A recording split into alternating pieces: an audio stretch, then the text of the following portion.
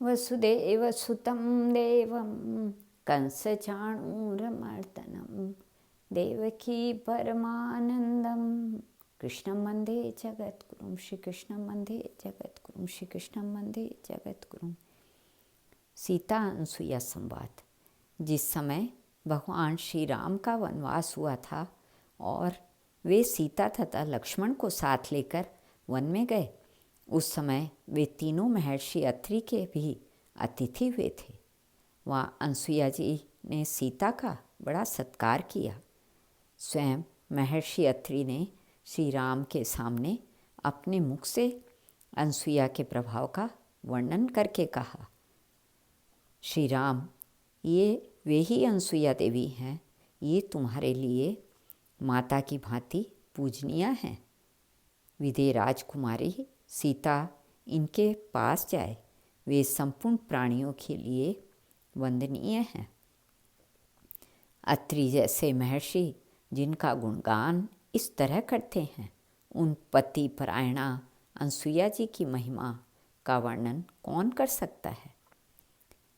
महर्षि अत्रि तथा श्री रघुनाथ जी की आज्ञा से सीता ने आश्रम के भीतर जाकर शांत भाव से उनके चरणों में प्रणाम किया, अपना नाम बतलाया और हाथ जोड़कर बड़ी प्रसन्नता से उन तपस्विनी देवी का कुशल समाचार पूछा।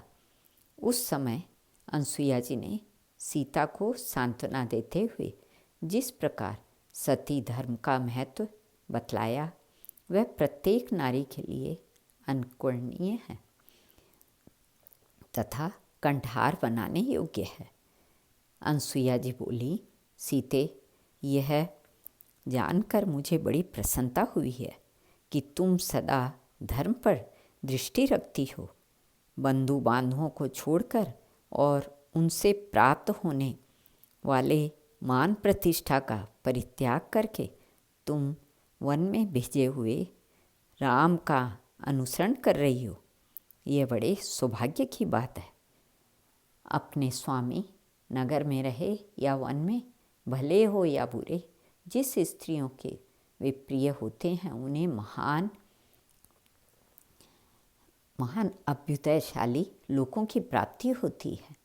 पति बुरे स्वभाव का, मनमाना बर्ताव करने वाला अथवा धनहीन ही क्यों न हो, वह उत्तम स्वभाव वाली नारियों के लिए श्रेष्ठ देवता के समान है।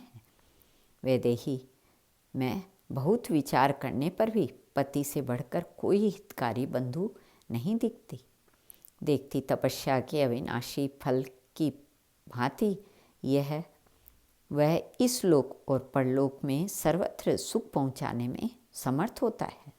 जो अपने पति पर भी शासन करती हैं, वे असाध्वी स्त्रियां इस प्रकार पति का अनुसरण नहीं करती। उन्हें गुण दोषों का ज्ञान नहीं होता।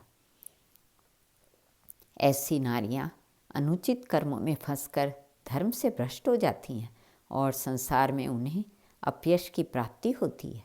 किंतु जो तुम्हारे समान लोक परलोक को जानने वाली साध्वी स्त्रियां हैं, वे उत्तम गुणों से युक्त होकर पुण्य कर्मों में संलग्न रहती हैं।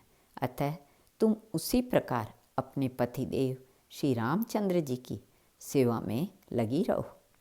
सती धर्म का पालन करो, पति को प्रधान देवता समझो और प्रत्येक समय उनका अनुसरण करती हुई उनकी सहधर्मिणी बनो।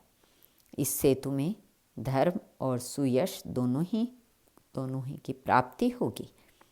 तदंतर सीता जी ने भी सती धर्म की महिमा सुनाई। उसे सुनकर अनसुईया को बड़ी प्रसन्नता हुई।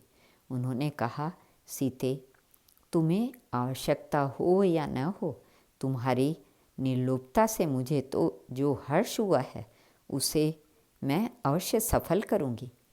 ये हार, वस्त्र, आभूषण, अंगराग और उत्तम अनुलेपन मैं तुम्हें देती हूँ। इनसे तुम्हारे अंगों की शोभा होगी। ये सब तुम्हारे ही योग्य हैं। बेटी, पहले मेरे सामने ही इन दिव्य वस्त्र और आभूषणों को धारण कर लो और इनसे सुशोभित होकर मुझे प्रसन्न करो।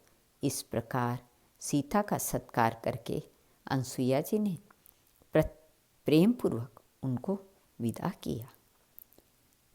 श्री कृष्ण अर्पणमस्तु।